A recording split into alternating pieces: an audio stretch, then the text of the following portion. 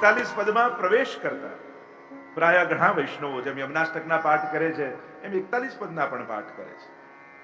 અને શ્રી યમુનાજીનું જે જીવ આરાધન કરતા હોય એના માટે આ 41 પદ અતિ અલૌકિક, અતિ પ્રભાવી અને અતિ દિવ્ય છે. કારણ ભગવદીઓની ને આચાર્યોની વાણીમાં અલૌકિકતા હોય છે.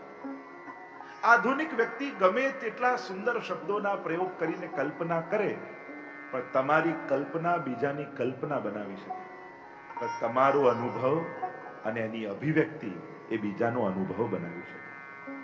એટલે આપણે ત્યાં કલ્પના કરતા પણ અનુભવની મહત્તા વધારે છે.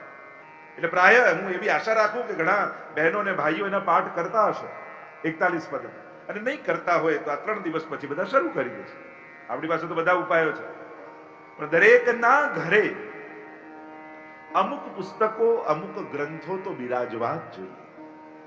કારણ કે શ્રી ગોપાલલાલજીના પણ વચનામૃત જો તમારે પૂર્ણ રૂપમાં સમજવા છે, તે સમજવા માટે પણ તમારે 16 ગ્રંથ અને સુબોધનીજી જોઈએ ઘરમાં.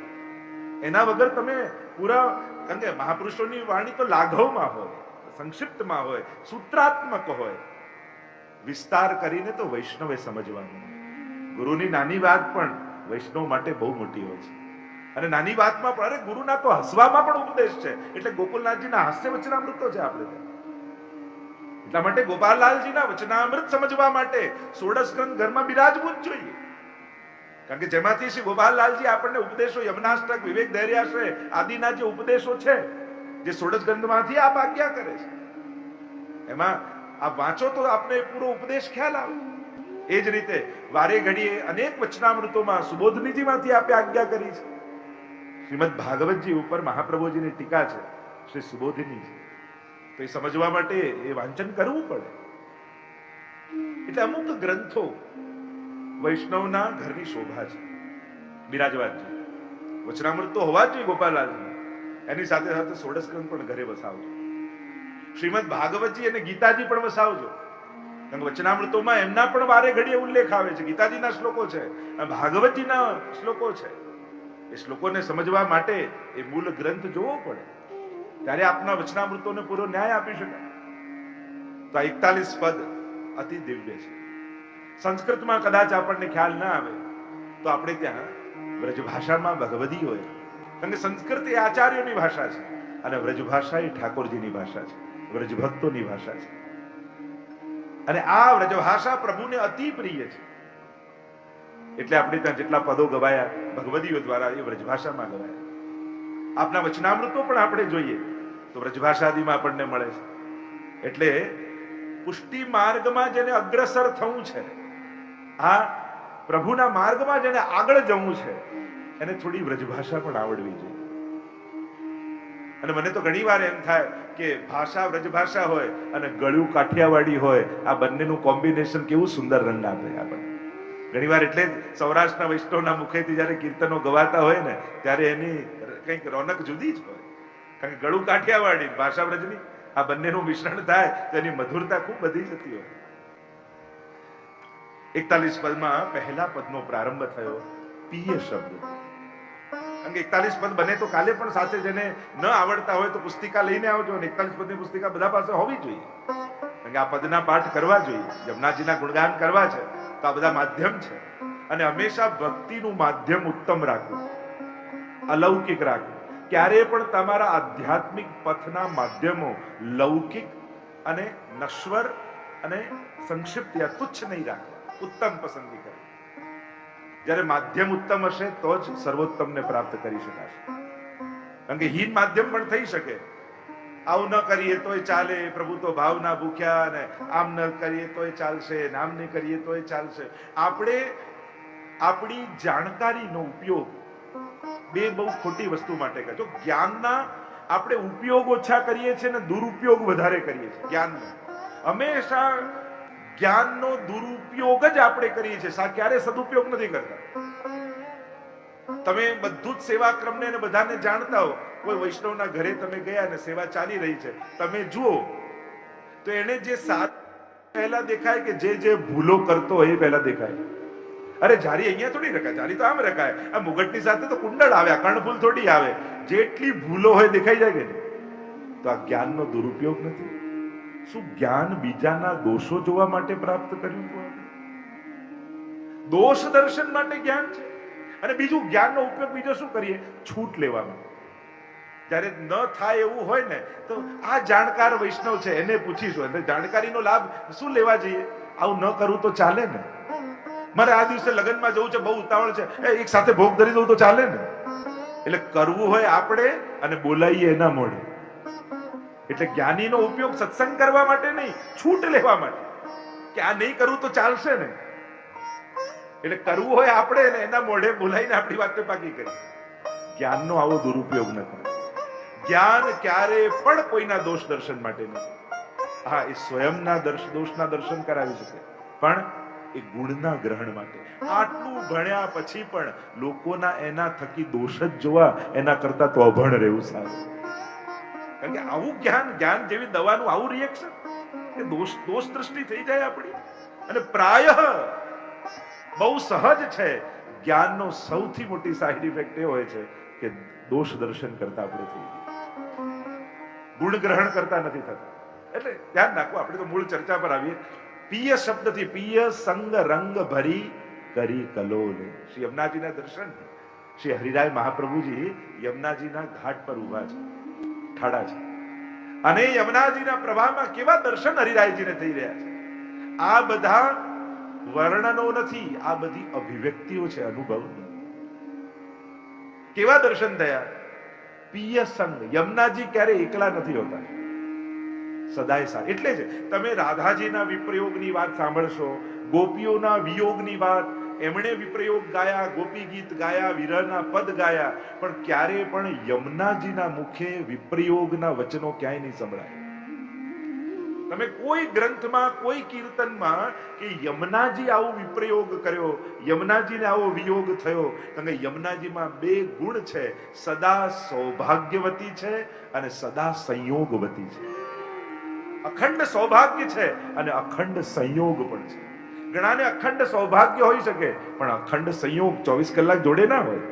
પણ યમુનાજીમાં બંને વિશેષતા છે. અરે શયન સમય ઝારીજી સૈયાજીમાં સૈયા મંદિરમાં જતા રહે ને તો ઠાકોરજીના તુરંત દ્વાર બંધ થઈ જાય ને સૈયા મંદિરમાં પધારી. પણ સદાય યમુનાજી ઝારીજી રૂપે ઠાકોરજીની નિકટ જ બિરાજતા. એટલે જ તો લાલ વસ્ત્ર ઝારીજીને ધરીએ છે ને, કારણ કે લાલ વસ્ત્ર અખંડ સૌભાગ્યનું સૂચક છે, કે યમુનાજીનું સૌભાગ્ય અખંડ છે. અને યમુનાજી અખંડ સૌભાગ્યના દાત્રી પણ છે. અને વૈષ્ણવનું સૌભાગ્ય એના લૌકિક સ્વજનોથી નથી હોતું, એના ઠાકોરજીથી હોય છે. એ પ્રભુ જેના માથે બિરાજે છે એ અખંડ સૌભાગ્યવતી છે, કારણ કે જગતનો નાથ એનો સ્વામી એના માથે બિરાજે છે. એટલે અખંડ સૌભાગ્ય અને અખંડ સંયોગ. સદા યમુનાજીને પ્રભુની નિકટતા પ્રાપ્ત છે, વિપ્રયોગ ક્યાંય નહીં. અને એટલે યમુનાજીના વચનો પણ તમને ક્યાંય નહીં મળે કે યમુનાજી આવું બોલ્યા, એવું જલ્દી ક્યાંય બહુ સાંભળવા નહીં મળે. કારણ જે અખંડ સંયોગ રસનું પાન કરતા હોય એ પાન કરનારો બોલી ના શકે. જેમ તમને કોઈ દૂધ આપે અને મોઢામાં દૂધ હજી કોળીઓ ભર્યો અને કોઈ કેવું છે, હા બહુ મીઠું છે, પણ મુખમાં હોય ત્યારે બોલી શકો? ડૂબે સો બોલે નહીં. કોઈ ડૂબકી લગાડી હોય જલમાં, કોઈ કે પાણી કેવું છે, ડૂબેલો વ્યક્તિ બોલી ના શકે. તમારે રસમાંથી બહાર આવવું પડે, અને બહાર આવો ત્યારે બોલી શકો છો. પણ રસમાં છો, રસપાન કરો છો ત્યારે ગાન નથી. એટલે જ અષ્ટ સખાઓના બે સ્વરૂપ બતાવ્યા. 84-252 ના સ્વરૂપ લીલાત્મક તમે જુઓ તો દરેકનું લીલામાં એક સખી સ્વરૂપ છે. પણ અષ્ટ સખા છે એનું સખા રૂપ પણ છે અને સખી રૂપ પણ છે. કારણ કે એમને તો અહર્નિશ લીલા ગાવાની છે. કારણ કે દિવસમાં સખાઓ જોડે છે એટલે સખીઓ ગાય છે. પ્રભુ વનમાં ગૌચારણ કરવા પધારે. બપોરના સમયે ગોપીઓ પોતાના કાર્યથી નિવૃત્ત થઈ બધી એક જગ્યાએ ભેગી થાય અને વનમાં પ્રભુ જે લીલા કરતા હોય એ વેણુ ગીત અને યુગલ ગીત સ્વરૂપે ગાય. વિપ્રયોગમાં ગાન છે, સંયોગમાં તો પાન છે. પાન હોય ત્યારે ગાન ન સંભવે. એટલે દિવસે સખાઓ બોલતા નથી અને રાત્રે ગોપીઓ બોલતી નથી.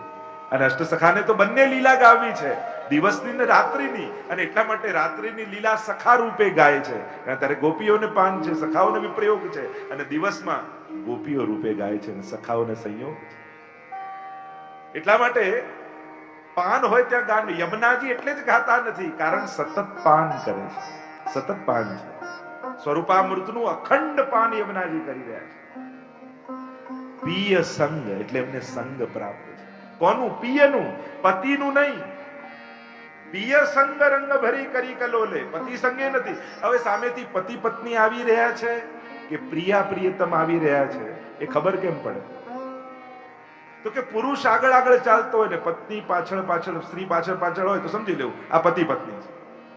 અને સ્ત્રી આગળ આગળ હોય ને પુરુષ પાછળ પાછળ ચાલતો હોય તો સમજી લેવું કે પ્રિયા પ્રિયતમ છે. પ્રેમ કે ફંદ તે ગહીજુ રાખે, તુમ જા પઠાવત તહા બધાવત. 41 પદમાં કહ્યું ને કે ઠાકોરજીને યશોદાજી પણ બાંધી ન શક્યા.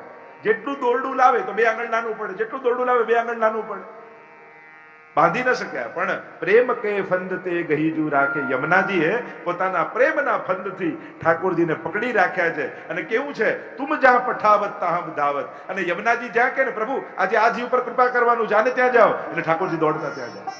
પ્રભુ આજે આને ત્યાં જવાનું છે, એટલે પ્રભુ ત્યાં દોડીને જાય. જ્યાં યમુનાજી સંકેત કરે ત્યાં ઠાકોરજી દોડીને જાય.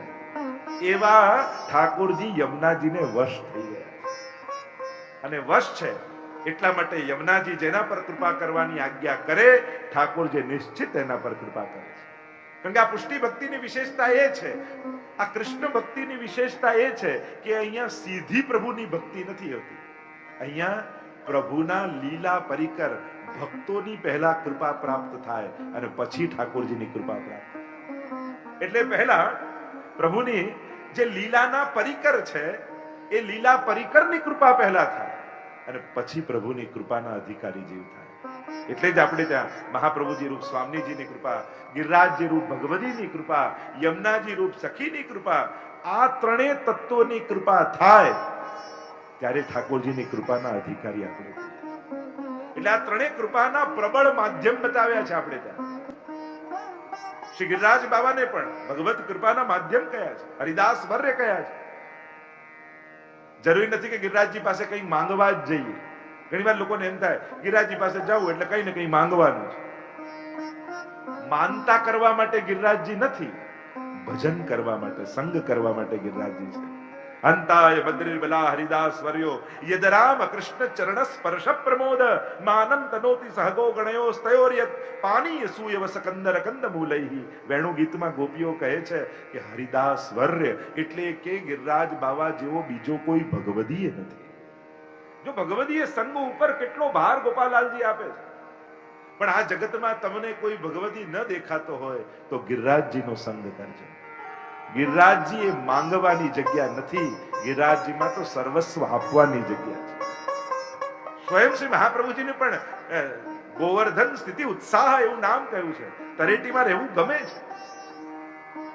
અને ગોપાલલાલજીના વચનામૃતને યાદ કરું, વૈષ્ણવે ક્યારે પણ ઠાકોરજી પાસે માંગવું નહીં. આપશ્રીના વચનામૃત છે ગોપાલ પ્રભુ. કારણ ઠાકોરજી જાણે જ છે કે કોને ક્યારે શું આપવું. જીવને ખબર નથી કે મારું માંગેલું મારા કલ્યાણ માટેનું માંગી લીધું કે અકલ્યાણ માટેનું માંગી લીધું. જીવને ભવિષ્યની ખબર નથી, ઠાકોરજી જાણે છે. અને ગોપાલલાલજી વચનામૃતમાં આજ્ઞા કરે છે, વૈષ્ણવે ક્યારે પણ પ્રભુ પાસે માંગવું. પ્રભુ પાસે નવ માંગીએ, માંગે પછતાવો થાય, ઉદાસી આવે નાથને ને વ્યાપાર સરીખો ગણાય. દયારામભાઈ પણ કહે છે પ્રભુ પુષ્ટિ ભક્તિમાં, આ સકલ સૃષ્ટિમાં પ્રભુ એ માંગવાની જગ્યા નથી. પ્રભુનું સાનિધ્ય એ તો સર્વસ્વ આપવાની જગ્યા છે. ત્યાં તો સર્વસ્વનું સમર્પણ છે. માંગવાથી બચો. પિય સંગ રંગ ભરી કરી કલોલે. શરૂઆત જ હરિરાય મહાપ્રભુજી કર્યું. ઠાકોરજીના સાનિધ્યમાં પિયના સંગમાં છે અને એટલે તો કિલ્લોલ કરી રહ્યા છે. કારણ કે સંગ બહુ મહત્વનો છે. જેવો સંગ હશે ને એવા ભાવ હૃદયમાં આવશે. તમે કોઈ વિચલિત મનવાળા વ્યક્તિનો સંગ કરતા રહેશો ને તો એ તમારી શ્રદ્ધાને પણ ડગાવી દેશે. ઘણી વાર ઘણા લોકોને આપણે મળીએ, આપણી શ્રદ્ધાને ડગાવી. લો તમારા બા તો આટલી સેવા કરતા, આટલી ભક્તિ કરતા, તોય માંદા પડ્યા, હોસ્પિટલમાં જવું પડ્યું. હવે માંદા પડવાને ને ભક્તિ કરવાને કોણ કયો મેળ? એટલે જે ભક્તિ નથી કરતા એ માંદા નથી પડતા. પણ લોકો આવા રોંગ લોજિકને કનેક્ટ કરે આપણી સાથે, એટલે કે આવું કહીને ડગાવે કે આ ભક્તિ કરો ને કઈ કામ લાગવાની નથી. એને કહેવાનું તાત્પર્ય આવું. બાકી માંદા પડવું એ શરીરનો ધર્મ છે. ક્ષરતીથી શરીર જે નાશવંત છે, નાશ પામવાનું છે, એને જ શરીર કહેવાય. એને ભક્તિ સાથે કોઈ મેળ નથી. ઉલટાનો ભક્તિ કરો તો આવા શરીરો નહીં ધારણ કરવા પડે જે બીમારીઓના ઘર છે. અલૌકિક દેહની પ્રાપ્તિ થશે. યમુનાજી તો તનુ નવત્વને આપનારા છે. પણ વિચલિત મનવાળા વ્યક્તિનો સંગ કરશો તો તમારી પણ ઠાકોરજીમાં એ શ્રદ્ધા ડગાવશે. એટલે સંગ કરવો હોય ને તો દ્રઢતા વાળા વ્યક્તિનો સંગ કરવો, અને દ્રઢ વ્યક્તિનો, દ્રઢ ભાવ વાળા વ્યક્તિનો સંગ કરશો તે તમારા ભાવને પણ દ્રઢ કરી દેશે. હમણાં સમય આવો ચાલે છે ને, ઠાકોરજીની કૃપાથી બધું સારું થઈ જશે. હમણાં સમય જતો રહેશે ને પાછા સારા દિવસો આવી જશે. ઠાકોરજી છે ને બધું ભલું કરશે. એવા વ્યક્તિનો સંગ કરજો જે તમારી શ્રદ્ધાને દ્રઢ કરે, તમારી દ્રઢતા વધારે. પણ વિચલિત મનવાળા વ્યક્તિનો સંગ કરશો, કારણ કે એ જ દુસ્સંગ છે. જો ભગવાનની વાતો કરવી અને સત્સંગ કરવો, આ બંનેમાં ફરક છે. ઘણા કૃષ્ણ માટે કેટલા લોકો દુનિયામાં બોલે છે, આજે બોલે છે કે કેટલા લેખકો ને કવિઓ ને વિચારકો, પણ એ બોલનારા એવું ઈચ્છે છે કે તમે કૃષ્ણને ભજવા લાગો? ના, એ ઈચ્છે છે એમ કે તમે અમને સાંભળવા લાગો.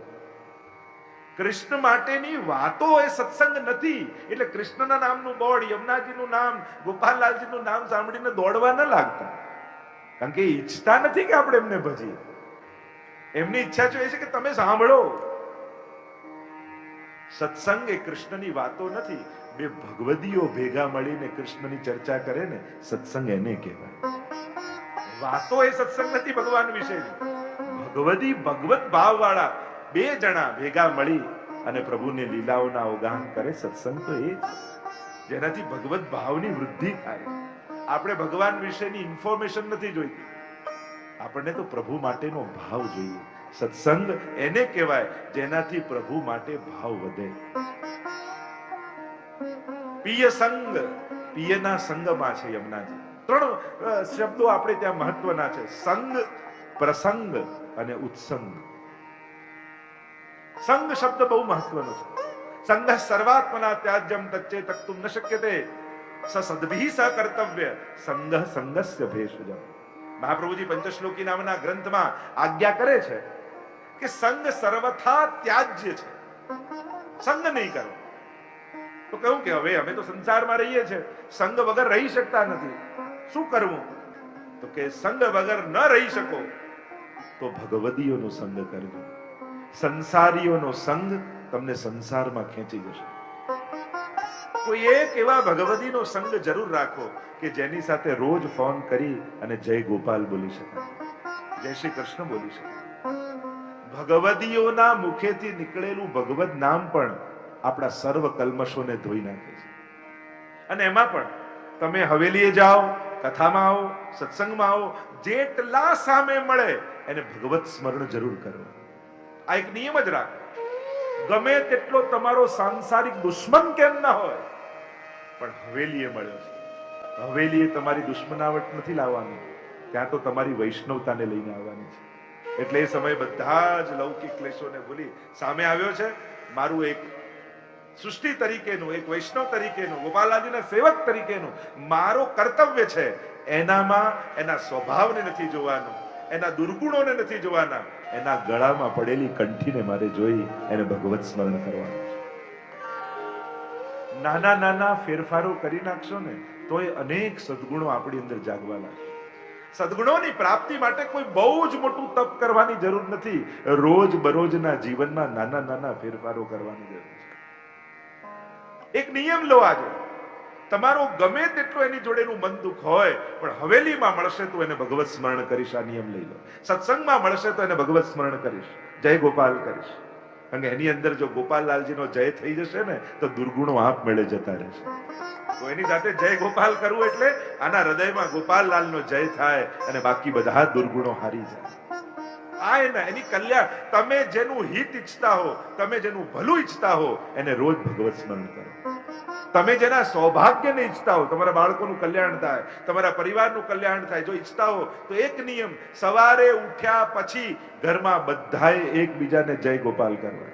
અને રાતના સૂતા જતા હો ત્યારે પણ ભગવત સ્મરણ કરીને જ જવું. આ નિયમ તો અચૂક લઈ લો. આજે અહીંયા તમે સત્સંગ સભામાં ગોપાલલાલજીના સાનિધ્યમાં, ગોપેન્દ્રજીના સાનિધ્યમાં જ્યારે ઉપસ્થિત છો ત્યારે વૈષ્ણવ સકલ સૃષ્ટિના ઘર ઘરમાં આ સંસ્કાર તો આવવા જ જોઈએ. આ ફરજિયાત છે. અમુક વસ્તુઓ ફરજિયાત છે કે આપણા ઘરમાં આ સંસ્કાર. અને જો આટલો નાનકડો નિયમ તમારા ઘરમાં ટક્યો ને તો તમારા ઘરમાં સદાય ગોપાલલાલનો વાસ રહેશે. તમારા ખંડ, તમારા વંશજો સુધી રહેશે. કારણ કે બીજું કદાચ ભૂલી જશે પણ જય ગોપાલ કરવાનું એને યાદ રહેશે. આટલું પણ એના મનમાં વવાઈ ગયું ને તો બહુ મોટું કામ થઈ જશે. ઘણી વાર નાની નાની ક્રિયાઓ આપણને નાની દેખાતી હોય પણ એની અસરો બહુ મોટી હોય છે. પેઢીઓ સુધી એની અસરો હોય છે. આજે પણ ઘણા એવા બેઠા જેને કોઈ વચનામૃતોનો ખ્યાલ નહીં હોય, બીજો કોઈ ખ્યાલ નહીં હોય, પણ વડીલોએ જે જય ગોપાલ કરવાની આદત પાડી છે ને એનાથી એના ઘરમાં ગોપાલલાલજી સદાય બિરાજે છે. એના કુટુંબમાં સંસ્કાર રૂપે બિરાજે. આ નાનકડો નિયમ. ગઈકાલે મેં તમને યમનાષ્ટકનો નિયમ આપ્યો હતો કે દરેકના ઘરમાં નિત્ય નિયમમાં, અને ખાસ કરીને ભાઈઓ, તો ઘણી વાર ભાઈઓ અમારા ઘરે બધું જ થાય. કોણ કરે? તો કે ઘરવાળા. એ તો કરે જ છે ને કરવાના જ છે. સત્સંગ તો તમારા માટે ગોપાલલાલજીએ મોકલાયો છે કે મારા વચનામૃતોને વાંચતા મારા ભાઈઓ, મારા વૈષ્ણવો થાય. એના માટે જ ગોપાલલાલજીએ કૃપા કરીને ક્યાંક સત્સંગ મોકલ્યો છે. 4 વસ્તુ તો જાતે જ કરવી પડે. આપણા બદલે બીજો કોઈ કરે ના ચાલે. ભજન, ભોજન, લગન અને મરણ. આમાં આપણા બદલે કોઈ કરે જ ચાલે? ભોજન હોય ને, ગમે તેટલા ઓફિસમાં તમે બિઝી હો, ક્યારે ફોન કરી મારા બદલે 4 રોટલી તું ખાઈ લે જાજે, મને ટાઈમ નથી. ચાલે? ચાલી જતું હોય તો ભજન ના કરતા, આપણે જમવું પડે. લગન હોય ને આપણે મારે તો બિલકુલ ટાઈમ નથી, બહારગામ જવાનું છે, ગોર બાપા તમે સમજી લેજો, પછી આવીને હું જોઈ લઈશ. ચાલે? પોતે જ પાટલે બેસવું પડે ને. મરણ આવે ને એમ કહીએ 10 મિનિટ માટે પાડોશી લઈ જાઓ, હમણાં બિલ સાઈન કરીને આવું છું, મળે 10 મિનિટ. એમ ભજન પણ આપણા બદલે બીજો કોઈ કરે એ તમે બધા બોલ્યા, ભલે મનમાં બોલ્યા પણ અંદર બોલ્યા ખરા. અને એટલા માટે નાના નિયમો લો. આ સત્સંગનું ફળ જ આ છે. આ સત્સંગ દ્વારા ઉત્તમ સંકલ્પો મનમાં જાગે ને એ જ સત્સંગનું ફળ છે. મારે તમારી પાસે આ જ જોઈએ છે. મારે તમારી પાસે કોઈ લૌકિક વસ્તુની કામના નથી. મારી કામના એ છે તમારી ભીતર અલૌકિક ગુણો પ્રગટ થઈ જાય અને ગોપાલલાલજીની ભક્તિમાં આગળ વધી જાઓ. એ જ આ સત્સંગનું ફળ છે. આ આખું સમાયોજન શેના માટે છે? જો પ્રસંગ અને ઉત્સવમાં આ જ ફરક છે. આપણે પ્રસંગ કરવા નથી બેઠા, આપણે ઉત્સવ કરવા બેઠા. પ્રસંગો તો ઘણી વાર ભીડભાડ કરી લોકોના લગ્નમાં 5-10 હજાર લોકો ભેગા થતા હોય. એ ભેગા થવાનો કોઈ અર્થ ખરો? પણ જયારે વૈષ્ણવો ભેગા મળી ભગવત નામ અને ભગવત ગુણગાન કરે ને તો એ પ્રસંગ ઉત્સવ બની જતો હોય છે. જેનાથી લૌકિક વિસ્મરણ થવા લાગે અને અલૌકિક પ્રગટ થવા લાગે હૃદયમાં, એ ઉત્સવ બની જાય છે. એટલે આ 3 દિવસનો પ્રસંગ નથી પણ મહા મહોત્સવ છે. આ ઉત્સવ છે અને એને ઉત્સવ આપણે ઉત્તમ સંકલ્પો આપણા જીવનમાં લઈને બનાવવાનો છે. કારણ કે આ 3 દિવસના સત્સંગમાં તમે સંકલ્પ લેશો નાનકડો, આ જય ગોપાલ કરવા, યમનાષ્ટક કરવા, પછી આ પ્રસંગ પૂરો થયા પછી પણ આ નાનકડા સંકલ્પ થકી આ ઉત્સવ ચિરકાલ સુધી તમારા જીવનમાં બન્યો રહેશે. કેમ? કારણ કે તમે હંમેશા જ્યારે જય ગોપાલ કરશો યાદ આવશે સત્સંગ હતો ને ત્યારે મેં આ સંકલ્પ લીધો. એટલે દિવસો પૂરા થઈ જશે પણ ઉત્સવ સદાય તમારા જીવનમાં બન્યો રહેશે. કારણ કે આ નાનકડા સંકલ્પની ડોરથી તમે આ ક્ષણોને તમારી બનાવી દીધી. ક્ષણોને સંસ્મરણોમાં ફેરવી દો ને તો એ સમય તમારો થઈ જાય. પછી આ ક્ષણ નહીં રહે, આ સંસ્મરણ બની જશે. જેટલી ક્ષણો જીવનની સંસ્મરણો બની જાય એટલી ક્ષણો આપણી થઈ જાય. બાકી બધી તો ખર્ચાઈ ગઈ અને ભૂલી ગયા. જે આપણી થઈ ગઈ એ સદા યાદ રહી ગઈ. તો પીએ સંગ, 3 શબ્દો હું કહી રહ્યો છું: સંગ, પ્રસંગ અને ઉત્સંગ. પહેલો શબ્દ છે સંગ. સંગ બહુ જ મહત્વનો. એટલે જ આપણે ત્યાં કહ્યું પ્રભુની સદાય સન્મુખતા, ગુરુનું સાનિધ્ય અને વૈષ્ણવનો સંગ. આ 3 વસ્તુ સદાય આપણા જીવનમાં બનેલું રહેવું જોઈએ. સંગ મહત્વનો. બીજો પ્રસંગ.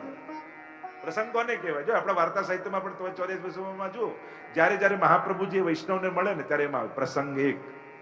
વાર્તાઓમાં જ્યારે ગુરુજન સાથે મેળાપ થાય ત્યારે પ્રસંગ. પહેલા ચરિત્ર કહેવાય, એમનું પૂર્વ ચરિત્ર શું, પણ ગુરુ જીવનમાં પ્રવેશે ત્યારે પ્રસંગ બની જાય. એમ આ જીવ જે સાધારણ જીવ લાખો યોનિઓમાં ભટકી રહ્યો છે, પણ એને જ્યારે ગુરુની કંઠી એના ગળામાં આવી જાય ત્યારે એનું જીવન પ્રસંગ બની જતું હોય છે. એ પ્રસંગ છે. અને ત્રીજું છે ઉત્સંગ. ઉત્સંગ એટલે ખોળો. આપણા સેવ્ય કોણ છે?